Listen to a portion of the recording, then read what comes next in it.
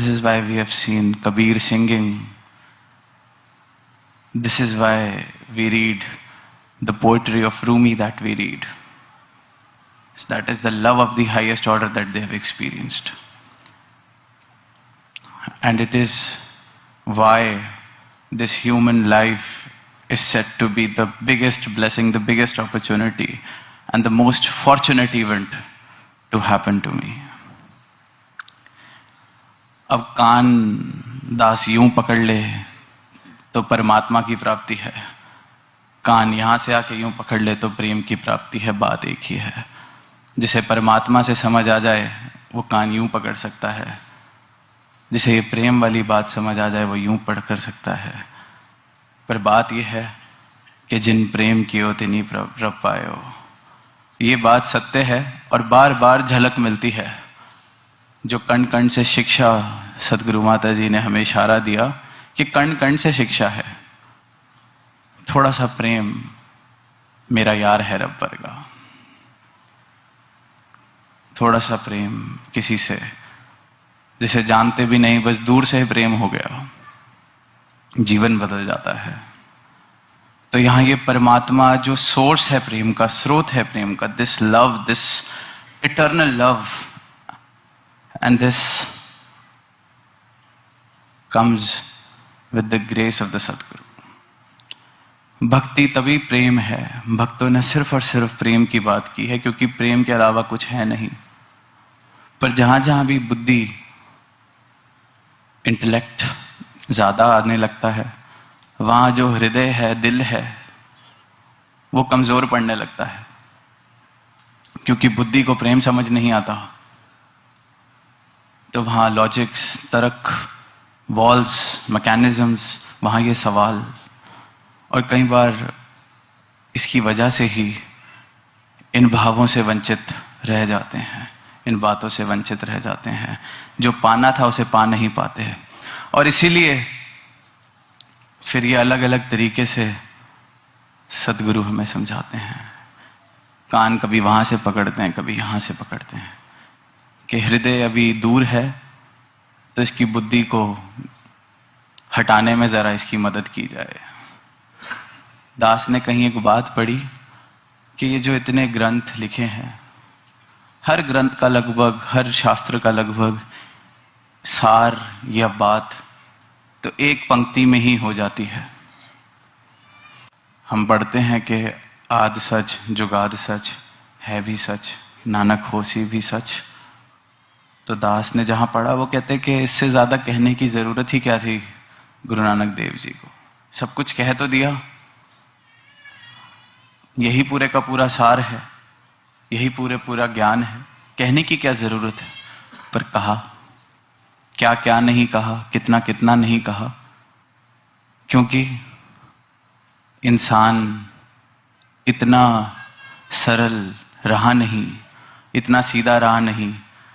अपने आसपास अपनी बुद्धि की, अपनी अहंकार की इतनी दीवारें खड़ी कर ली कि इतनी सी बात जो इतनी बात में कही जा सकती है कि जिन प्रेम कियो तिन्हीं रब पायो। आद सच जुगाद सच, सिर्फ ये दो बातों में ही सब कुछ है, पर बात नहीं बन पाती है। आज भी तू ही निरंकार, मैं तेरी शरण हाँ मैनू बख्श लो। या ए नो चीज़ां दृष्टमान है जिसनू कहंदे माया ने, दसवा इना दिच समाया। इतनी से भी बात पूरी हो जाती है।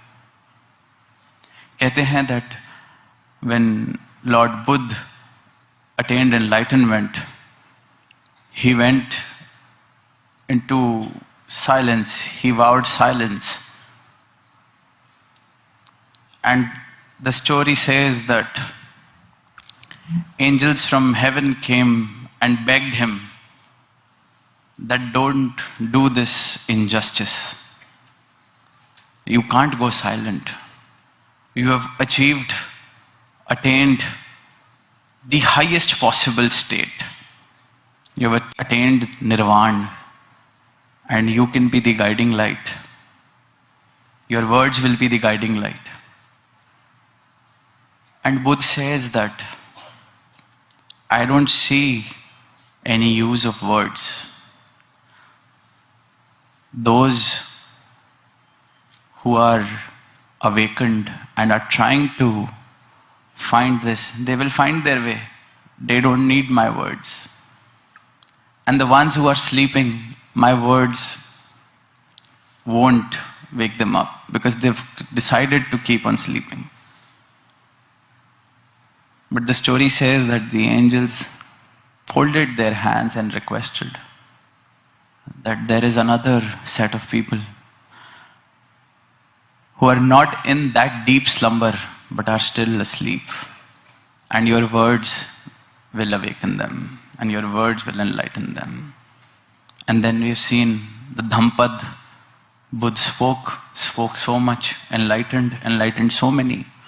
And it is continuing. Sometimes it feels that words are just words for the ears that have no interest in listening to them or understanding them. But then the Sadguru is ever so graceful, will use words, will use statements, will use examples, will try to go beyond that intellect and reach the heart. बुद्धि के पार जाके हृदय तक पहुंचने का प्रयास, कि इसलिए करुणा कहते हैं सदगुरु के अंदर है. इसलिए we say the Sadguru is full of compassion. Can't see the world suffer because of their deep slumber. Cannot see the world in so much agony because they are not able to understand the simple fact, the simple truth, and make their lives easy. The world is suffering because it is in ignorance. We are all suffering because we are in ignorance. And I'll take a very small example. And the biggest reason of our suffering is our attachments. We have often heard this. Baba Hardev Singh Ji used to say that a devotee, an enlightened soul, lives a detached attachment style of living. He's doing everything, he's not running away. Attached enough to do everything with his heart, but detached enough to not take anything to the heart. And let's see what attachment does to us. When we watch any sport, cricket, tennis, any team sport, football, soccer, American football, we often end up pledging our loyalties to a team, and we say it's my team. It's my team. And when my team is playing, the way I'm watching that match, the way I'm invested in the match, is as if that I've betted $1 million on the match. It's as if I'm playing the match. Attachment, my team. A game of sport which could have been just entertainment for the night, sometimes turns into a sleepless night because my team couldn't win. This is what attachment does. And we do this to ourselves. I know the fun of watching the sport is there when it is my team playing, when there is something invested. Beshak, we should by all means watch and enjoy the sport with that investment. But understand that life is not to be lived that way. When I was doing my undergrad, we did a dissertation in my final year to check the effects of Indian cricket team's loss on the stock market. And the various studies proved that when Indian team lost big matches, especially against Pakistan, the stock market would go down the next day. The market sentiments changed. Attachment. This is what attachment does. And when there is no team which I call my own, I can simply enjoy the sport. And I'm not saying that we should not have our favorites or not have our teams or my team. Do that by all means. But just wake up to the fact that what attachment does to me. What is it doing? every day in the smallest of things which don't even affect my life directly, I get attached